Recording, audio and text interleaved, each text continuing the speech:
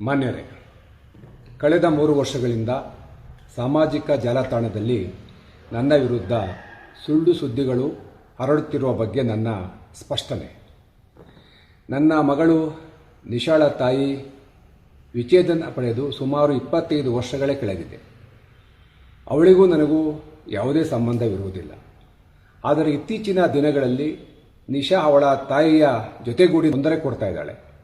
ನಿಶಾ ನನ್ನ ವಿರೋಧಿಗಳ ಜೊತೆಗೂಡಿ ರಾಜಕಾರಣದ ದುರುದ್ದೇಶದಿಂದ ಚುನಾವಣಾ ಸಂದರ್ಭದಿಂದ ಹಿಡಿದು ಇಲ್ಲಿಯವರೆಗೂ ನನ್ನ ಮೇಲೆ ಇಲ್ಲ ಸಲ್ಲದ ಆರೋಪ ಮಾಡುತ್ತಿರುವುದನ್ನು ನೀವು ಗಮನಿಸಿರುತ್ತೀರಿ.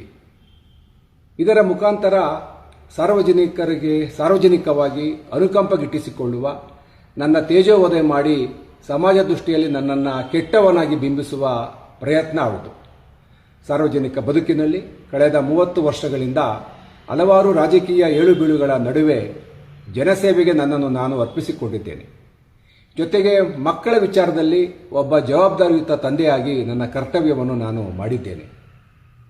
ನನ್ನ ಮಗಳ ಮದುವೆಯ ಪ್ರಯತ್ನದಲ್ಲಿ ಅವಳ ಮತ್ತು ಅವಳ ತಾಯಿಯ ಸಹಕಾರ ಸಿಗಲಿಲ್ಲ. ಆದರೆ ಅವಳು ಹರಡುತ್ತಿರುವ ಒಳ್ಳರಂಜಿತ ಕಪೋಲ ಕಲ್ಪಿತ ಸುಳ್ಳು ಸುದ್ದಿಗಳಿಗೆ ಜನಸಾಮಾನ್ಯರು ಕಿವಿಗೊಡಬಾರದೆಂದು ನಾನು ಮನವಿ ಮಾಡ್ಕೋತೀನಿ.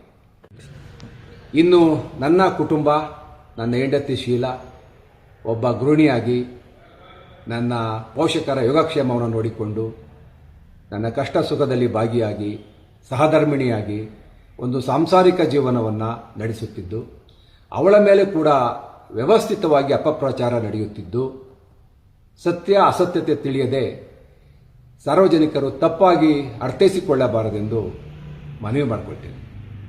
ನಮಸ್ಕಾರ.